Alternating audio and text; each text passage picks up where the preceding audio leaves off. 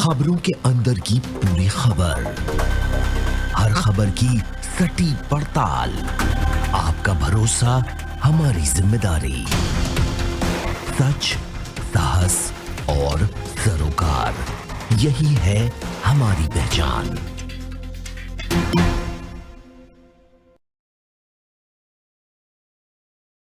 नमस्कार, स्वागत है आपका। आप देख रहे हैं प्राइम टीवी। करते हैं शुरुआत देश और दुनिया की तमाम खास खबरों के साथ। भारतीय अंतरिक्ष अनुसंधान संगठन ने 17 जनवरी को सुबह करीब 2:35 पर संचार उपग्रह GSAT-30 का प्रक्षेपण किया। इस उपग्रह को European space agency Ariane space के फ्रेंच के गुआना में एरियन 5 व्हीकल से सफलतापूर्वक किया गया। इसके थोड़ी देर बाद ये व्हीकल से अलग हो गया और अपनी कक्षा की ओर बढ़ गया। ये सैटेलाइट INSAT-4A की जगह लेगा। बता दें कि GSAT-30 का वजन करीब 3,357 किलोग्राम है। ऑल इंडिया मजलिस इत्तेहादुल मुस्लिमीन के नेता असदुद्दीन ओवैसी ने chief of defence Bipin Rawat के कट्टरपंथ वाले बयान का पलटवार किया। उन्होंने रावत पर आरोप लगाते हुए कहा कि जनरल गोरे लोगों की भाषा बोल रहे हैं। ओवैसी ने CDS को जुवेनाइल एक्ट पढ़ने की नसीहत दी। उन्होंने बताया कि IPC का कानून बच्चों पर नहीं लगता है तो आप कौन सा डी-रेडिकलाइज करेंगे।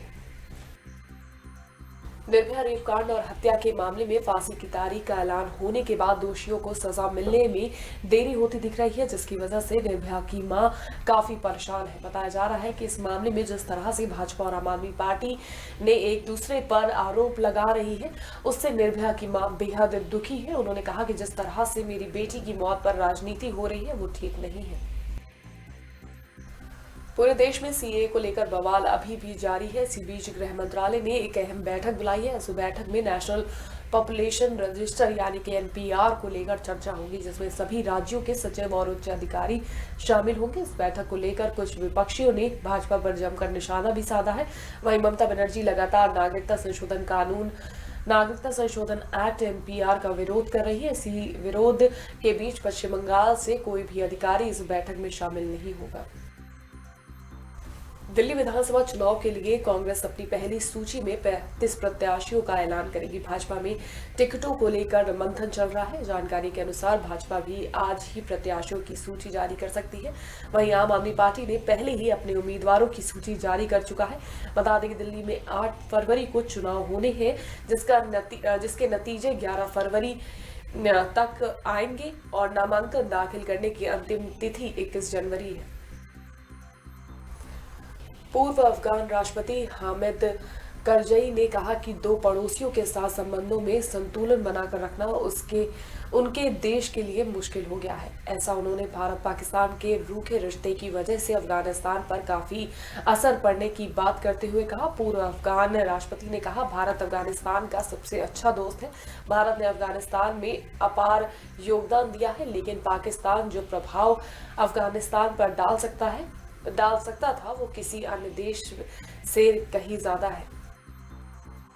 रूस में दमित्री मेदवेदेव के इस्तीफे के बाद मिखाइल मिशुस्तिन को नया प्रधानमंत्री बनाया गया है। मिशुस्तिन टैक्स विभाग के प्रमुख पद पर तैनात रह चुके हैं। बता दें कि राष्ट्र के नाम संबोधन के बाद राष्ट्रपति व्लादिमीर पुतिन ने उनका नाम प्रधानमंत्री पद के लिए प्रस्तावित किया था।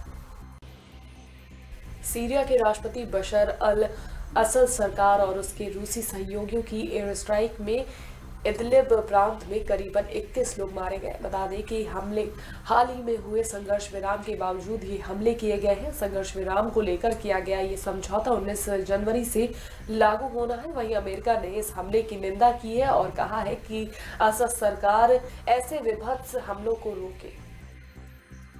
पिछले 3 महीनों में बुशफायर से जूझ रहे ऑस्ट्रेलिया को बीते दिन हुई बारिश से बड़ी राहत मिली है। बारिश होने से जंगल में फैली आग पर काफी हद तक काबू पाया जा सकेगा। मौसम विभाग के अनुसार अभी यहां और बारिश होने की उम्मीद बताई जा रही है। जंगलों में लगी इस आग में अब तक 1 अरब से अधिक जानवरों ने अपनी जान गंवाई है। इसके अलावा 28 लोगों की भी मौत हो चुकी है।